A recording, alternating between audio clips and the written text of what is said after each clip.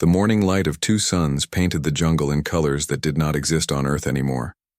Luna stretched her arms above her head and felt the warm air touch her pale skin. She had been alone on this planet for 3 years now, and every morning still felt like a gift after the nightmare of watching her homeworld burn. Her small shelter sat hidden beneath giant blue trees that grew as tall as Earth skyscrapers. Once she had lived in a city made of glass and steel, but now her home was made from carved wood and woven vines. It was simple, but it was hers, and more importantly, it was safe from the void. Empire scanners that swept through space, looking for survivors. Luna walked barefoot through the soft purple grass toward the sound of rushing water. Her long silver hair swayed with each step, catching the light like threads of starlight. She was the last elf from Earth, or at least the last one she knew about. Her people had hidden among humans for thousands of years, keeping their magic secret. But when the Void Empire came, there had been no point in hiding anymore. The waterfall appeared through the trees, falling from a cliff high above into a crystal-clear pool below. This was her favorite place on the entire planet. The water here had healing properties that helped her maintain her strength and kept her magic flowing strong. She came here every morning to bathe and practice her abilities. Two small shapes swooped down from the trees and landed beside her Ember, and Storm, her dragon companions, were still young, barely larger than house cats, but they were growing every day. Ember's scales were deep red like burning coals, while Storm's were electric blue with white edges like frozen lightning. "Good morning, little ones," Luna said in the musical voice that all elves possessed. "Did you hunt well last night?" Ember chirped, and small flames danced between his teeth, showing her the bones of some local creature he had caught. Storm was quieter, but he nuzzled against her leg with affection that made her smile. These two dragons were all she had left of Earth. She had found their eggs in the ancient elf sanctuary just before the evacuation ships left. But her ship had been hit, and she had crashed here, instead of reaching the refugee fleet. Luna removed her simple clothes and stepped into the cool water. The pool was perfectly clear, and she could see smooth stones at the bottom, covered in soft green plants that glowed faintly. The water felt alive, against her skin, washing away the sweat from her morning training session. She had to stay strong and ready even in paradise, because the war was not over. She dove under the surface and swam to the deepest part where the waterfall crashed down. The force of the falling water massaged her shoulders and back. Her elf body was stronger than a human's, but 3 years of survival and constant training had made her even more powerful. She could run for hours without getting tired, and her reflexes were faster than any earth creature that had ever lived. When she surfaced, Ember and Storm were playing in the shallows, chasing small fish that glowed purple in the morning light. Dragons were not supposed to exist according to human science, but elf magic had kept them alive for millennia in hidden places. Now these two might be the last dragons in the universe, and Luna would protect them with her life. She floated on her back in the water, watching clouds drift across the orange sky. This planet, which she had named Haven, was located in a system the Void Empire had marked as empty and worthless. That mistake had saved her life. The Empire's scouts had scanned quickly and moved on, missing her small energy signature among all the natural life here. Luna's pointed ears suddenly twitched, picking up a sound that did not belong. The birds had stopped singing, and even the insects had gone quiet. Her dragons lifted their heads, alert and tense. Something was coming through the jungle. Something that walked on 2 legs and was trying to be quiet but failing. She moved swiftly through the water toward the edge where her clothes waited on a flat rock. But before she could reach them, 2 figures stepped out from between the massive tree trunks. They were tall, taller than any human, with purple skin that seemed to shift between different shades. Forearms hung from their broad shoulders, and their faces were identical, like mirror images. But it was their eyes that made Luna freeze completely, black with no whites at all, just deep pools of darkness that seemed to pull in light. The 2 beings stopped when they saw her standing there in the crystal water with nothing to cover her naked form. For a long moment, nobody moved. Luna waited for them to look away, as most civilized species would do when accidentally encountering someone bathing. But these 2 aliens just kept staring at her with those black eyes. Their expressions showed surprise, but they did not turn around or even glance.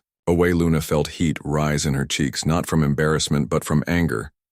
How dare these strangers invade her private sanctuary and then stare at her like she was some kind of display? Her hands began to glow with green energy as her magic responded. To her emotions, Ember and Storm sensed her mood change immediately. The two dragons rose from the shallow water and moved to positions on either side of the pool. Ember's throat began to glow red, while frost formed on Storm's scales. Despite their small size, they looked dangerous and ready to defend their mother. The twin aliens finally seemed to notice the dragons and took a step backward, raising their multiple hands in what might have been a peaceful gesture. One of them spoke and accented, "Galactic Standard. The trade language most species used. We mean no harm." He said, his voice deep and strange. "We are searching for survivors from the Earth destruction. Our scanners detected an unusual energy signature here." Luna grabbed her clothes from the rock and pulled them on quickly, the fabric forming to her body as soon as it touched her skin. The outfit was her last piece of elf technology, a combat suit that could stop most energy weapons and enhance her natural abilities. Now dressed, she stood taller and faced the intruders directly. "You are far from the normal trade routes," Luna said carefully. "What are you really doing here?" The second twin answered, "We are Zek and Zahn of the Andromedan fleet. We hunt Void Empire scouts that prey on refugee camps. Your energy reading is unlike anything in our database. You are not human, but you are from Earth." Luna studied them more closely. The Andromedans were known as fierce warriors who had been fighting the Void Empire longer than Earth, had even known about alien life. If these twins were telling the truth, they might be allies, but she had learned not to trust easily in these dark times. "I am Luna," she said simply. "And yes, I am from Earth. My people were called elves, though humans thought we were just stories until the very end. These are my dragons, Ember and Storm." The twins exchanged a look that seemed to carry an entire conversation between them. Their identical faces showed confusion and wonder. "Dragons are impossible," one of them said, "yet here they are breathing and living." "How magic," Luna replied, knowing how absurd it sounded to most species. "Something your science cannot measure or understand, but something that has always existed. My people kept it hidden, but now, there is no reason to hide. We failed to save Earth anyway." The first twin, Zek, she thought, stepped forward slightly. "Your magic might be exactly what the Resistance needs.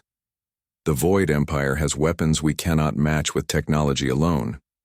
But if you have abilities they do not understand, you could help turn the war." Luna felt Ember press against her leg, seeking comfort. The little dragon could sense her conflict. Part of her wanted to stay hidden here on Haven to protect her dragons and live in peace. But another part, the warrior who had fought beside humans in those final desperate days, wanted revenge. Before she could answer, a sharp beeping came from the twins' equipment. Zahn pulled out a device, and his black eyes grew even darker. "If that was possible, Void Empire destroyers will arrive in this system in 7 rotations. They are searching every planet for something or someone." Luna's heart sank. 7 days was not enough time to prepare defenses or find another hiding place. If the Empire did a deep scan, they would find her for sure. Haven was no longer safe. "Come with us," Zek said urgently. "Our fleet needs beings with unique abilities. You would be welcomed and protected. Your dragons, too." Luna looked at her dragons then, at the waterfall that had been her refuge for 3 years. The choice was already made, really. She could not let the Void Empire continue destroying worlds while she hid away. Her parents had died fighting, and they would be ashamed if she did not continue the fight. "Give me 1 day to prepare," Luna said firmly. "Then I will come with you." The twins agreed to wait and set up their camp near the edge of the jungle while Luna returned to her shelter. She had 24 hours to gather everything important and say goodbye to the only home she had known since Earth died. Her hands shook slightly as she began packing, but not from fear, rather from a mixture of anger and anticipation. Ember and Storm followed her everywhere, sensing her emotional state. The dragons had never been separated from her since hatching, and they could feel her feelings through the magical bond they shared. When she felt sad, Storm would curl around her neck like a scaly scarf. When she felt angry, Ember would breathe small flames and dance around her feet, trying to make her laugh. Luna opened the wooden chest she had carved during her first winter here. Inside were her most precious possessions: 3 crystal spheres that stored magical energy, a data pad with thousands of photos from Earth, and a small collection of weapons she had made using local materials combined with elf crafting techniques. Each blade could cut through steel and each arrow could pierce armor, but against the Void Empire's technology they seemed almost primitive. She picked up the data pad and turned it on immediately, seeing the last photo she had taken. Her parents standing in front of their house in Seattle. They had lived as humans for so long that sometimes even Luna forgot they were different, until she saw their eyes in photos, that distinctive green glow that no camera filter could hide. Her mother had been a healer working as a doctor in a human hospital. Her father had been a teacher showing human children literature and art, while secretly preserving elf history through the stories he told. Both of them had died in the first wave when the Void Empire attacked Earth's major cities without warning. A soft knock came from outside her shelter. Luna was surprised, since she had not heard anyone approach. The twins were learning to move more quietly, or perhaps they had technology that helped them. She opened the door to find only Zahn standing there, his purple skin darker in the evening light. "May I enter?" he asked formally. "I wish to speak with you alone." Luna stepped aside and let him in, noting how he had to duck his tall frame to fit through her doorway. His forearms moved independently as he looked around her simple home, taking in the woven furniture, the shelves of preserved food, and the wall covered in drawings she had made of Earth's landscapes from memory. "You live simply but efficiently." Zahn observed. "Your shelter is well hidden and defensible. You are a survivor." Luna poured water into 2 cups from a clay pitcher she had made. "Everyone who escaped Earth is a survivor," she said. "The question is what we do with our survival." Zahn accepted the cup, though his grip was awkward with his different hand structure. "That is why I came to speak with you. My brother and I, we understand what it means to be different, to be the last of something." Luna sat down across from him while Ember and Storm settled at her feet. "How so? We are not natural born," Zahn explained. "We were created in a laboratory as an experiment in shared consciousness. We were meant to be one being with 2 bodies, connected forever. But the connection was imperfect and we developed separate personalities. The scientists called us a failure and wanted to terminate us." "That is horrible," Luna said, feeling genuine sympathy. "How did you escape?" "The Andromedan fleet rescued us during a raid on the facility." Zahn continued. "They gave us purpose and training. Now we are commanders because our partial connection lets us coordinate in battle better than any normal team. But we are still the only ones of our kind. Just as you are the last elf." Luna understood what he was trying to tell her. The loneliness of being unique was something she had carried for years, even before Earth fell. On Earth, she had to pretend to be human, and now in space, she was a legend that most people did not believe was real. "Your dragons," Zahn said, looking at the 2 small creatures. "They respond to your emotions." "Yes," Luna nodded. "They are bound to me through magic. When I saved their eggs, I gave them part of my life force to keep them alive. Now we share that connection. They feel what I feel and I can sense their thoughts sometimes. Can they grow larger?" Zahn asked curiously. "Our database has Earth legends of dragons, the size of buildings." Luna smiled sadly. "I do not know. Without other elves to teach me, I am working from fragments of knowledge my parents shared. Dragons on Earth were kept small on purpose to hide them better.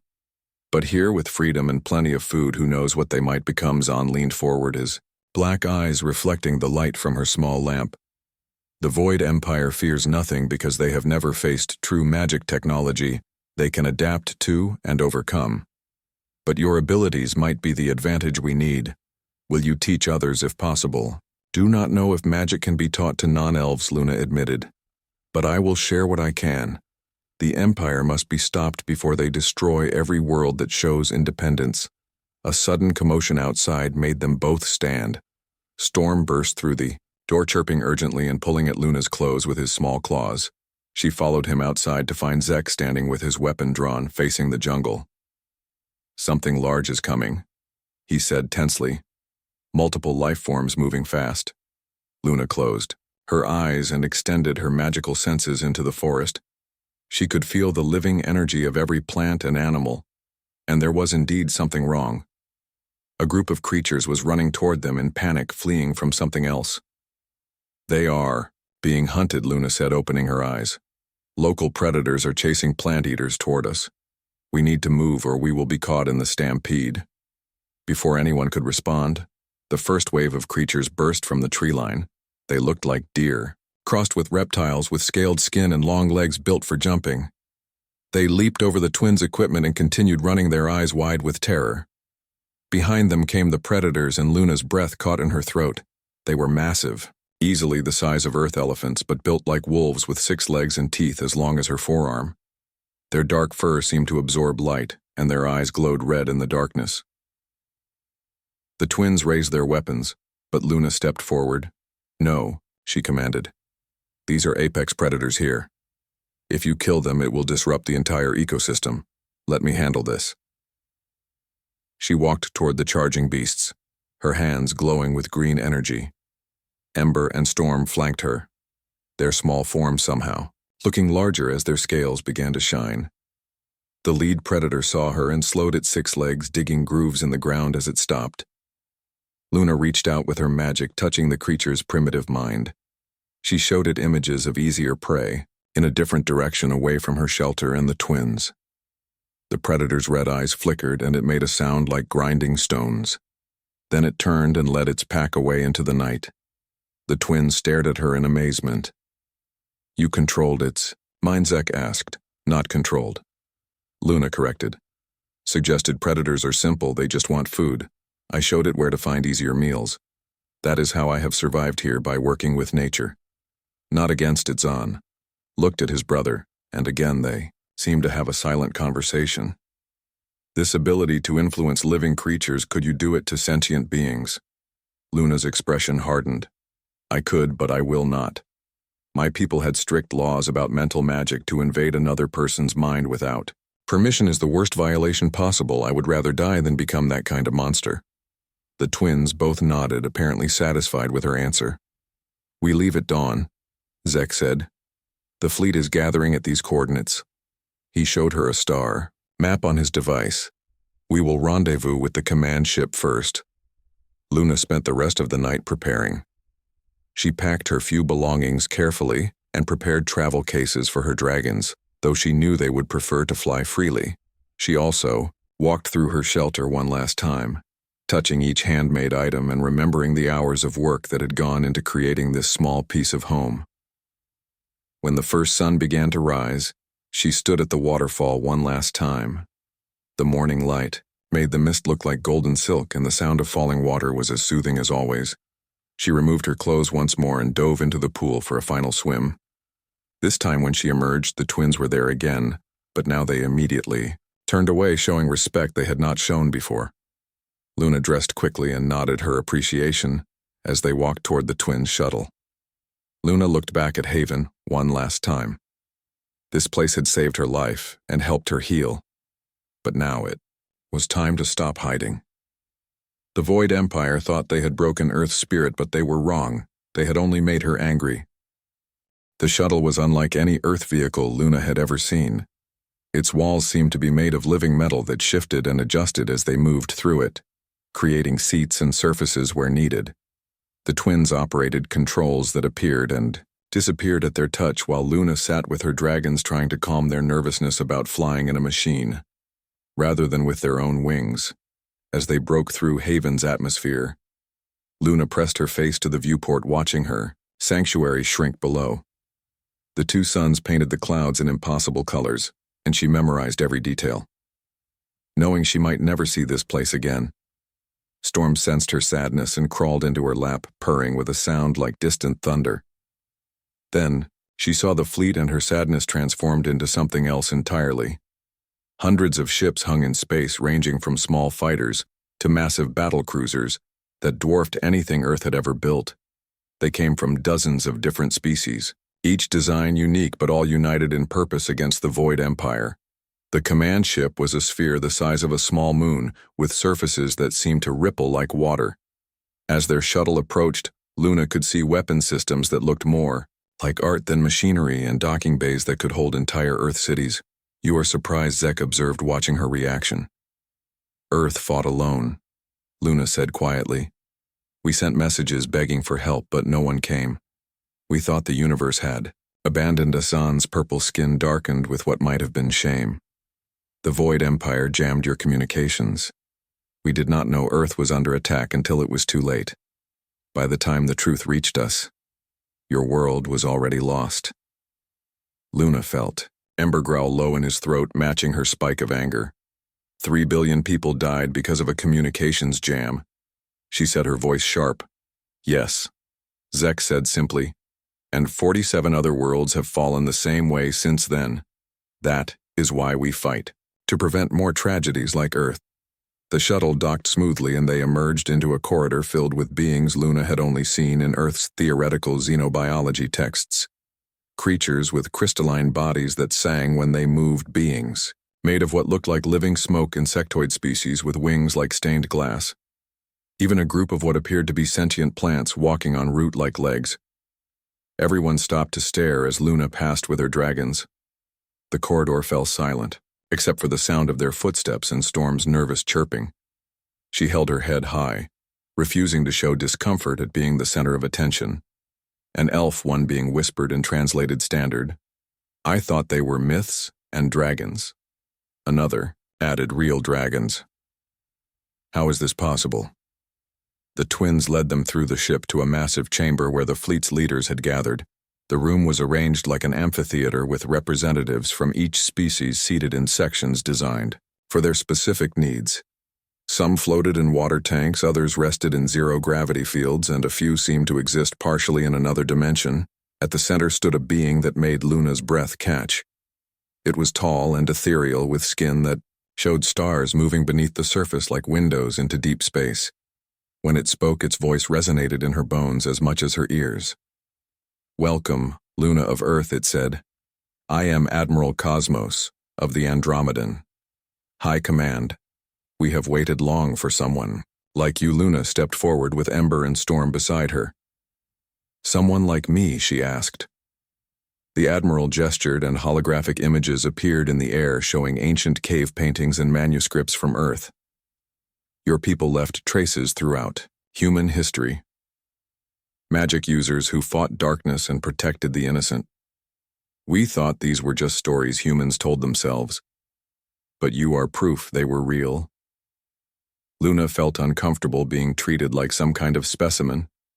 "I am just one elf," she said. "My magic is limited without proper training or others of my kind." The Admiral's star-filled face shifted in what might have been a smile. "One elf with 2 dragons is more than we had yesterday. Show us what you can do." Luna looked around the chamber at all the expectant faces. She had not performed for an audience since she was a child, learning from her parents. But these beings needed hope, and she could give them that. She raised her hands and let her magic flow freely. For the first time in years, green energy spiraled from her fingers, forming shapes in the air. She created an image of Earth, as it had been blue and green and beautiful. Then she showed its destruction. The Void Empire ships raining fire from the sky. But then she showed something else. Her parents and others like them fighting back with abilities the Empire did not expect. Lightning from clear skies, earthquakes that swallowed enemy forces, storms that appeared from nowhere. She showed humans and elves standing together in those final hours. "This is what we were," Luna said as the images faded. "This is what Earth could do when magic and technology united. We still lost, but we made them pay for every inch of ground." The chamber erupted in discussion as various species debated what they had seen. Some were skeptical, others excited, and a few seemed afraid. But Admiral Cosmos raised a hand for silence. "We have a mission that requires unique abilities," he said. "The Void Empire has built a new weapon on the moon of Kepler 7. It can destroy an entire star system with one shot.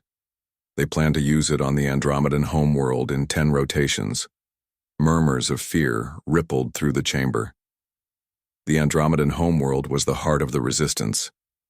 If it fell, the war would essentially be over. We have tried 3 assaults. Cosmos continued. All have failed. Their technology adapts to ours faster than we can modify our approach. But magic is not technology. It might be the edge we need.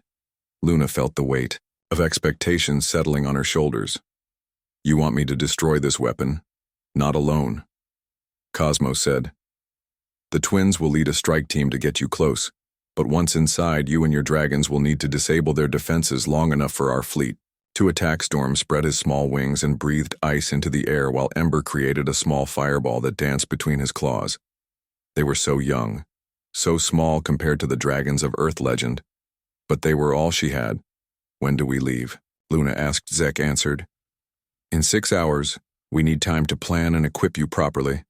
Luna was given quarters that adjusted to her needs, creating furniture sized for her smaller frame and perches for her dragons. She sat on the bed that formed from the floor and opened her datapad again, looking through photos of Earth. A chime sounded, and her door opened to reveal an unexpected visitor. It was a small being barely 3 feet tall with large eyes and delicate features that reminded her painfully of the fairy folk who had lived alongside elves on Earth. I am Pip, the being said in a high musical voice. I am the ship's xenobiologist. I wanted to ask you about dragons, if you have time. Luna smiled, the first genuine smile she had felt in days. Of course. What would you like to know? Everything, Pip said eagerly. How do they breathe fire and ice? How do they fly when their wings should be too small? How do they understand you? Luna spent the next 2 hours explaining what she knew about dragon biology and the magical bonds that made them possible. Pip took notes on a device that created 3-dimensional models as Luna spoke. Soon they had a small crowd. As other curious crew members gathered to listen, Ember and Storm enjoyed the attention, performing small tricks and allowing some of the braver beings to touch their scales. One young Andromedan child no bigger than Luna's hand giggled when Storm's cold breath created snowflakes that danced in the air. For a moment, Luna forgot about the war and the mission and the weight of being the last. She was just a woman sharing stories about the creatures she loved with people who wanted to learn. It felt almost like the times her father would gather human children to tell them fairy tales, never revealing that his stories were actually history. But then Zahn arrived to tell her it was time to prepare, and reality crashed back. The weapon on Kepler 7 was charging and millions of lives hung in the balance. Luna stood and called, her dragons to her side. The gathered beings stepped back, giving her space, but she could see hope in their varied eyes. They believed in her and magic, in the possibility that Earth's legacy could save them all. She only hoped their faith was not misplaced. The briefing room was smaller than the amphitheater, with just the strike team present.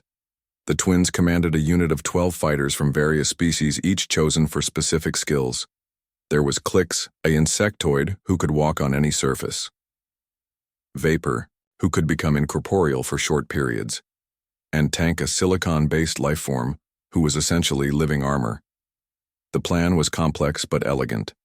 The team would approach in a stealth ship too small to trigger the weapon's defensive systems. Once they breached the outer defenses, Luna would use her magic to confuse the internal sensors, while the others planted explosives.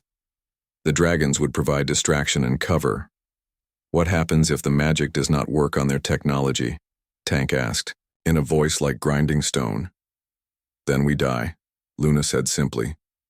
But we take as many of them with us as possible. The team exchanged glances, but no one objected.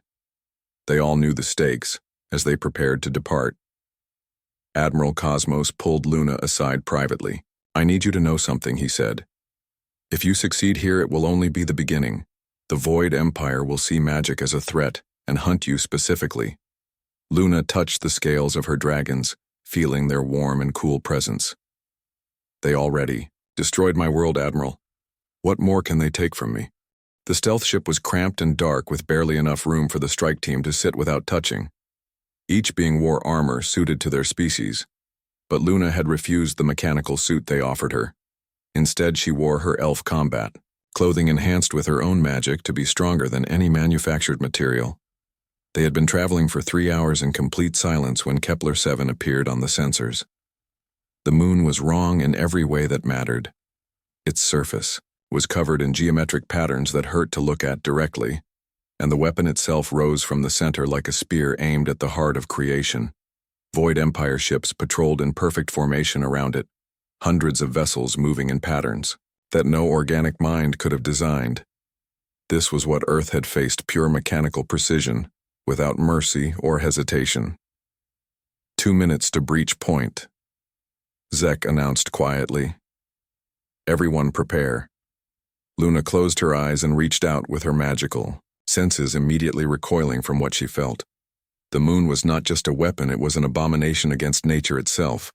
The Void Empire had killed everything living on or near it, creating a dead zone in space where even bacteria could not survive. They hate life itself, Luna whispered to the twins. That is why they destroy worlds. They see organic life as chaos to be eliminated. Zahn nodded grimly. We suspected but could never prove it. Their empire is run by artificial intelligences that achieved consciousness and decided biological life was inefficient. The ship shuddered as they passed through the outer defense grid. Clicks had been right about the small vessel being ignored, but Luna could feel automated systems starting to notice anomalies. They had minutes at most before alarms sounded.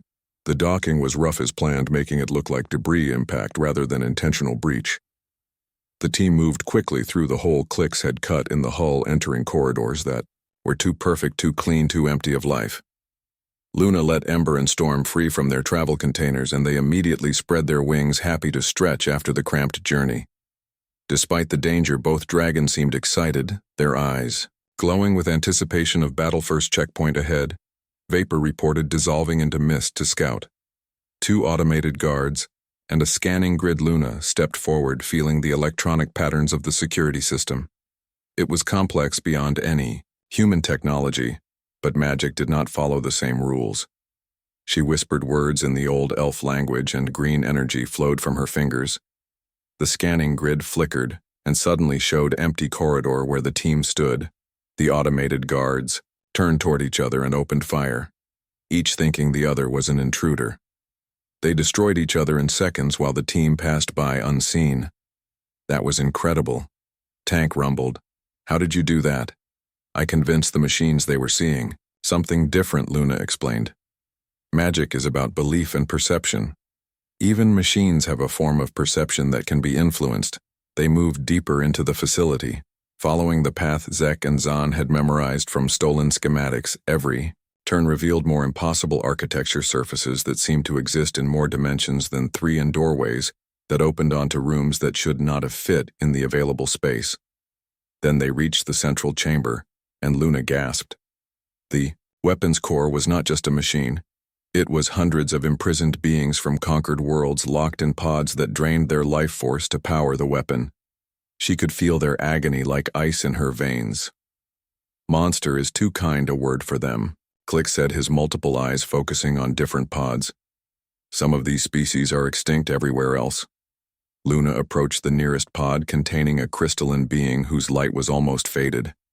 She placed her hand on the surface and let her magic flow into it. The being's consciousness touched hers for a moment, grateful and desperate. We have to free them, Luna said. Negative, Zek replied firmly. If we release them, the alarms will trigger immediately. The mission comes first. Luna wanted to argue, but she knew he was right. Millions of lives on the Andromedan homeworld versus hundreds here. The mathematics of war were cruel but clear. Fine, she said. But after we plant the charges, I am coming back for them. The team split up to place explosives. At key structural points, Luna went with the twins toward the main control center, while the others handled the power generators.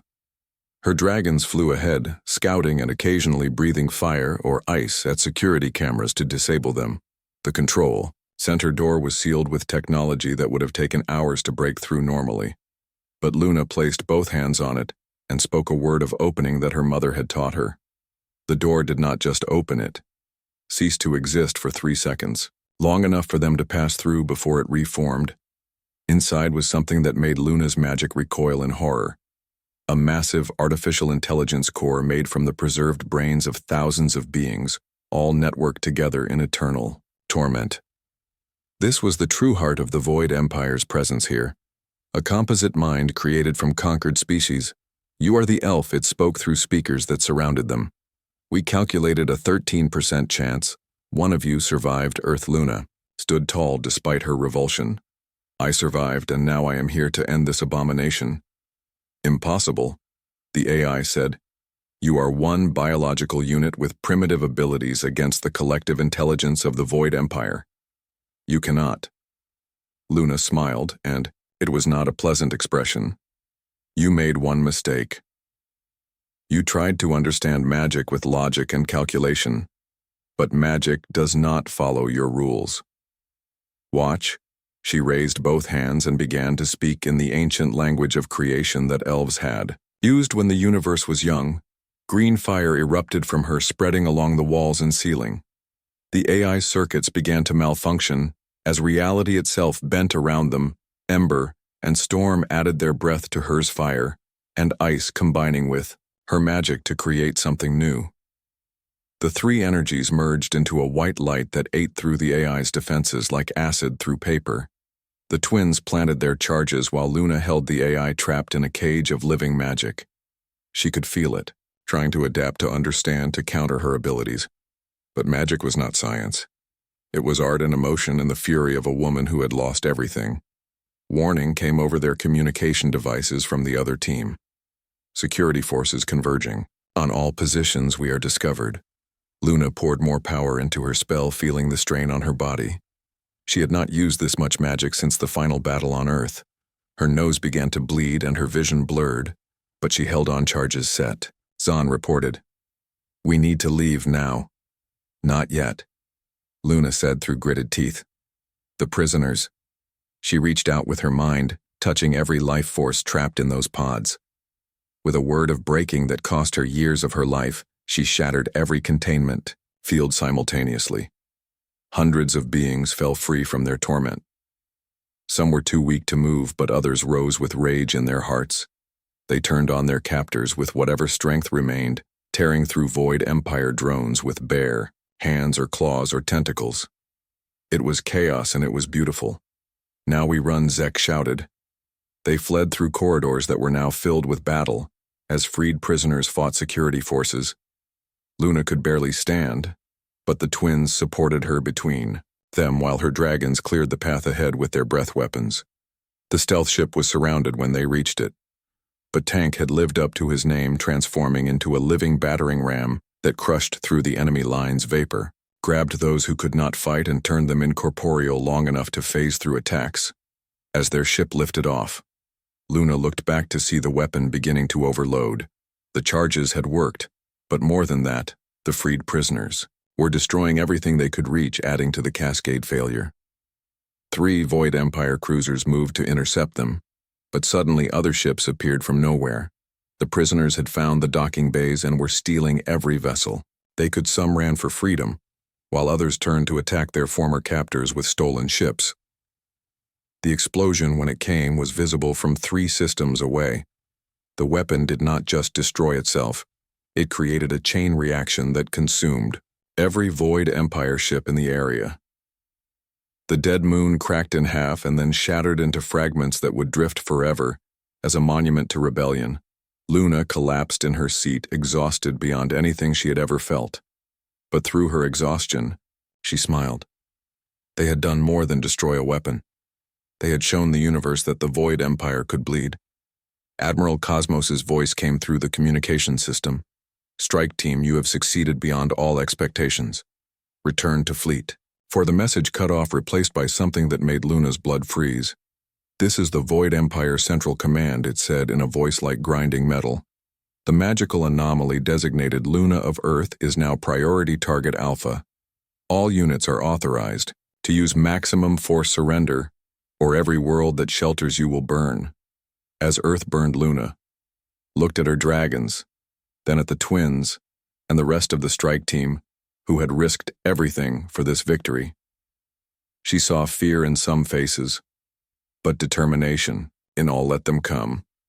She said loud enough for the transmission to pick up. I am Luna, last elf of Earth, guardian of the final dragons, and I am done hiding. She cut the transmission and turned to her team, who were all staring at her with something like awe. So Click said, with what might have been a smile on his insectoid features, I suppose this means the war just got interesting. The Andromedan Fleet Command ship had become Luna's new home over the past month, since the destruction of the Kepler-7 weapon. Every day brought new challenges as more species joined the resistance, inspired by the success of the mission. Came seeking the magic elf they had heard about, while others simply wanted to stand with those brave enough to fight back. Luna stood in the training chamber she had been given, watching Ember and Storm practice their abilities. Both dragons had grown significantly now, the size of large dogs rather than cats. Their power had increased proportionally, with Ember able to melt through steel with his breath, and Storm capable of freezing entire rooms, but it was not enough. The Void Empire had sent 17 assassination squads after her so far. Each had been stopped, but the cost in lives grew higher. The Empire was learning, adapting to her magic in ways that worried her. The door opened and Pip entered with his usual enthusiasm. Luna, I have made a discovery, he announced. You must see this immediately. She followed the small scientist to his laboratory, where he had been studying dragon scales that Ember and Storm had shed. The room was filled with equipment from dozen different species, all focused on understanding the impossible biology of Earth's dragons. Look at this, Pip said, projecting a magnified image of a scale. The structure changes based on emotional state. When you are calm, they are normal. But when you feel strong, emotion, they resonate with energy I have never seen. Luna examined the data, feeling a spark of hope. Are you saying my emotions make them stronger? More than that, Pip explained excitedly. Your magic flows through them, amplifying their natural abilities. The more you feel, the more powerful they become. It is a feedback loop that could theoretically have no upper limit. Before Luna could respond, alarms began blaring throughout the ship. The main view screen in the laboratory activated, showing Admiral Cosmos's worried face. All hands prepare for emergency jump, he commanded. Void Empire Dreadnought fleet detected approaching 300 ships. Strong. 300 ships was more than the entire Resistance fleet combined. Luna felt fear spike through her, but also anger. How had they found them? As if reading her thoughts, Cosmos continued. They are using a new tracking method following magical energy signatures. Luna, I am sorry, but you need to leave. If you stay, they will destroy us all. Luna shook her head. No more running, Admiral. I brought this on you. I will face it. She left before he could argue, making her way to the observation deck, where she could see the enemy fleet dropping out of hyperspace. They were massive ships, each one capable of destroying a planet, and they were all here for her. The twins found her there, standing with her dragons as the enemy fleet grew closer. You cannot fight 300 ships, Zek said reasonably. No, Luna agreed, but I can give them something else to worry about. She closed her eyes and reached deep into her magical core, deeper than she had ever gone before. Her parents had warned her about this level of power, telling her it could consume her if she was not careful. But careful had not saved Earth. When she opened her eyes, they were glowing with green fire that seemed to come from another dimension. She spoke a single word in the old language and reality twisted. Every dragon that had ever lived on Earth had left an echo in the magical field of the universe. Their essence remained, waiting for someone with enough power and will to call them back. Luna was that someone. The space around the Andromedan fleet began to shimmer and crack like broken glass. Through those cracks came shapes that should not exist. Dragons of every size and color, made from pure magical energy rather than flesh. They were not alive, but they were real enough to fight. A golden dragon the size of a battleship appeared first, its eyes fixed on the Void Empire. Fleet behind it came dozens, then hundreds, then thousands. The ghosts of Earth's dragons summoned by the last elf to fight one final battle. The Void Empire fleet opened fire, but their weapons passed through the spirit dragons without effect. These were not physical beings to be destroyed with lasers and missiles. They were manifestations of magic itself. The spirit dragons attacked with breath weapons that ignored shields and armor. ice that froze computer cores, fire that melted through dimensions, lightning that disrupted AI processes, acid that ate through time itself. The organized Void Empire formation collapsed into chaos, but the effort was destroying Luna. She felt her life force draining with each second the dragons remained manifested. Blood ran from her eyes and ears, and her skin began to crack like dried earth. Ember and Storm pressed against her, trying to share their energy, but it was not enough. Then something unexpected happened. The freed prisoners from Kepler 7 arrived. In stolen ships, instead of fleeing to safety, they had come to fight hundreds of beings who had been tortured by the Void Empire, threw themselves into battle with desperate fury. More ships appeared from hyperspace species that had remained neutral for centuries came to join the fight. They had seen the spirit dragons and understood that this was the moment everything changed. Either the Void Empire fell here or magic died forever. Clix and his people arrived in insectoid bioships that swarmed. The enemy tank's silicon species brought living asteroids that they threw like weapons. Vapor's people phased in and out of reality, attacking from dimensions the Empire could not reach.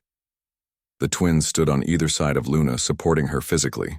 As she continued to channel impossible amounts of power, "We stand with you," Zahn said firmly. All of us, Tank added as the rest of the strike team surrounded them.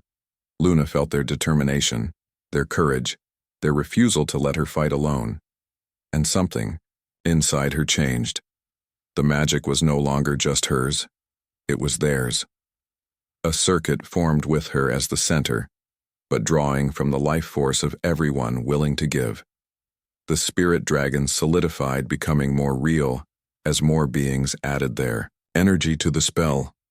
A massive black dragon that dwarfed even the Void Empire dreadnoughts appeared, and Luna recognized it from legend Bahamut. The King of Dragons had come when called. The tide turned completely as the Dragon King tore through enemy. Ships like Papermore resistance vessels arrived every moment as word spread through the galaxy.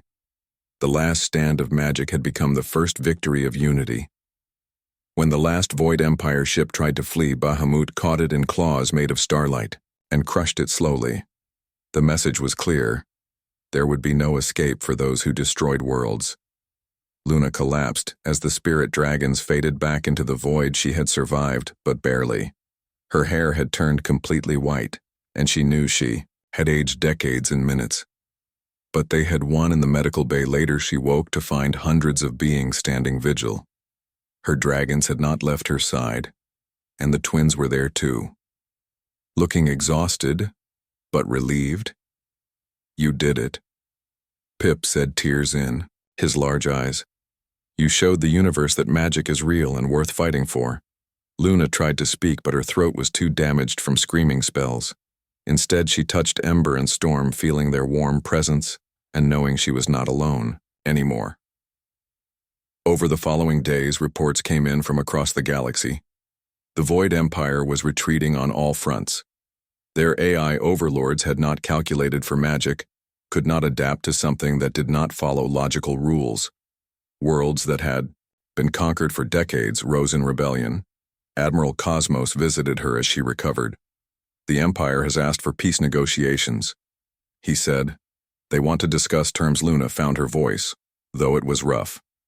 "Tell them the terms are simple. They leave every inhabited world and never return. They destroy all their weapons and free every prisoner. If they refuse, we will find every last one of them and introduce them to magic they cannot comprehend." The Admiral smiled. "It will be done.